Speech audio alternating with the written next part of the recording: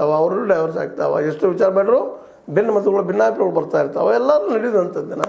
ಅದಕ್ಕಾಗಿ ನಾವು ಅದು ಸಹಿಸ್ಕೊಳ್ಳೋದಿಲ್ಲ, ದುರ್ಬಳಕೆ ಮಾಡ್ತಾರೆ, ಹಂಗೆ ಅನ್ನೋದಿದ್ಲು.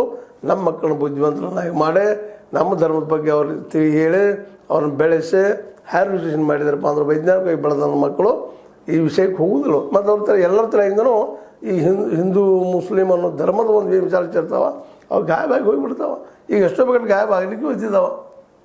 ಇವತ್ತು ವಿಶ್ವಸಂಸ್ಥೆ ಸರ್ವೆ ಮಾಡಿದಂಗೆ ಜಗತ್ತಿನ ಅತಿ ಹೆಚ್ಚು ಕ್ರಿಶ್ಚಿಯನ್ರು, ಅವ್ರ ನಂತರ ಮುಸ್ಲಿಮರು, ಅವ್ರ ನಂತರದಲ್ಲಿ ಚಾರವಾಗಿ ಬರೆದ್ರೆ ವೈಚಾರಿಕರು ಬಂದಿದ್ದಾರೆ ಅಂತ ರಿಪೋರ್ಟ್ ಅದ.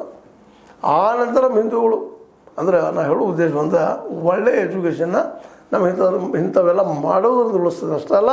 ಮತ್ತು ಫ್ರೀ ಹೆಲ್ತ್ ಕೇರ್ ಆತಂದ್ರೆ ತಪ್ಪು ಮಾಡೋದಿಲ್ಲ, ತಪ್ಪು ಆಗಿ ಹೋಗೋದಿಲ್ಲ, ಆರೋಗ್ಯ ಚಲೋ ಉಳಿತದೆ, ದುಡ್ಕೋತ ಹೋಗ್ತಾರೆ.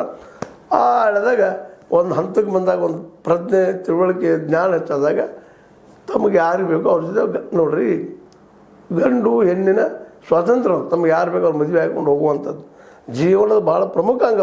ನಾವು ಇಲ್ಲಿವರೆಗೆ ಏನು ಮಾಡಿದ್ವಪ್ಪ ಅಂದ್ರೆ ನಮ್ಮ ಸಂಪ್ರದಾಯದ ನಡಕ, ನಮ್ಮ ಕೌಟುಂಬಿಕ ನಡಕ, ಮನೆತನ ಹೆಸರು ನಡಕ, ಮಾನ